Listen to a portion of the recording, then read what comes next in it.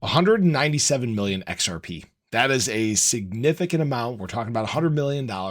And I want to talk about why this was in fact moved yesterday. I'm Luckside. Welcome back to the channel. We're going to dive deep into this and what we may expect from here on out. So if you guys haven't already, hit that subscribe button, hit that bell. We'll go ahead and dive right into this. So what we saw was the movement of 197 million XRP in 15 hours. And this XRP was actually transferred to Binance. So typically when people move to Binance, for those that aren't aware, it's to sell, right? We don't move to exchanges to store them there or anything like that.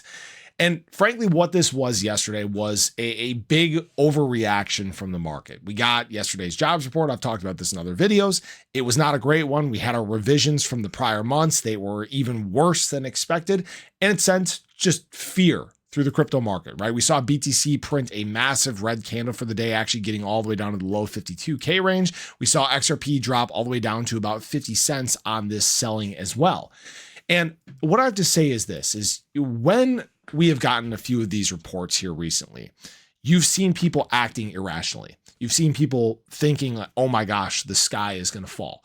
And that hasn't been what's happened. Okay. In fact, I want to rewind to what happened back in August. If you guys remember, early part of August, we got our jobs report. We had a bunch of stuff taking place all at once. We had uncertainty overseas. We had the jobs report. We had looming fears of recessions, all these different, a bunch of long liquidations, right? And this caused BTC to drop all the way down to this bottom trend line, actually breaching our support here that we're in our descending channel in, right? And the thing is people who sold down at the bottom here, frankly, looked really dumb. All right. When people start basically resonating with fear and start acting on emotion, people do very dumb things. We've seen this to the upside. We've seen this to the downside. Yesterday was another example of people doing this exact same thing. Yesterday, for example, the people that sold BTC at 52.5, well, they've lost about 5% of their position. Okay. When we look at XRP from yesterday, people that sold at about 50 cents, well, they've lost about 5% of their position. So my point is that, although right now there's some volatility and some fear in the market, time in the market is typically the best route here. All right. Now, this isn't a guarantee or financial advice or anything like that.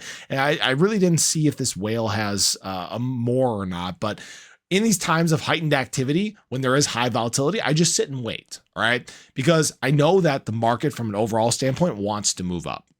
I know that, what alt season brings. I know what the time of alt season frankly brings, which is big adoption, huge capital coming. And right now we're about to enter again, mass adoption, like I've talked about in other videos. And those things are not reflected in price right now, but they will be. Right? It just takes time. It's a matter of, whether we get our spike at the end of September, middle of October, like we've seen in the past. Does it take a little bit longer because of looming recession fears? Do we have an accelerated thing because one candidate is maybe doing better than the other? I don't know. All right. I'm not a fortune teller. I don't have a crystal ball. If I did, this would be super easy. There have been times I've had things extremely right. There have been times I've had things extremely wrong. But if there's one thing we look back at historically, it's that the trends don't lie. The cycles stay consistent from cycle to cycle to cycle, right? Right now, guys, if we look at last cycle, this is where we're at. We're right before the boom. If we look at the prior cycle, we are right here, right before the boom, right here, right before the boom, right? Even back in 2012, we are right here, somewhere right in here, right before the boom. We're approaching some of the biggest times of adoption, the biggest times of price movements. And frankly, the world is now aware of what's going on. The biggest struggle that we've had in cycles past is that there hasn't really been the optics. Last market cycle was a huge growth cycle. All right. We went to over $3 trillion in terms of the global market cap of crypto. And it's because you saw crypto everywhere, right? You saw big exchanges, you saw advertising at the Super Bowl, you saw all sorts of stuff. And now we're getting into a time where we're covered by news outlets. There's spot ETFs. There's more global awareness when it comes to crypto. And what that means is that when prices do start moving, when sentiment does improve, when there's not some of these lingering fears that we're seeing right now, which is the reason why the market hasn't really made much headway, then the boom will be bigger.